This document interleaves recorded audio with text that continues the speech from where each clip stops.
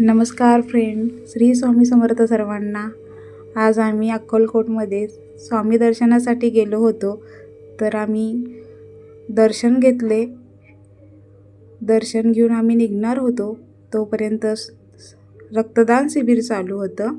त्यामुळं आम्ही तिथं थांबलो. मग तिथे काका बोलले आम्हाला की रक्तदान हे श्रेष्ठ दान आहेत. ते आम्हाला पण खूप छान वाटलं ते ऐकून. मग म्हटलं आम्ही स्वामी दरबारात आलो तर आपण काहीतरी केलं पाहिजे. तर आम्ही तिथं मिस्टर आणि मी दोघांनी पण रक्तदान केले व तिथून आम्ही स्वामी दर्शन घेऊन कोल्हापूरला निघालो. श्री स्वामी समर्थ सर्वांना.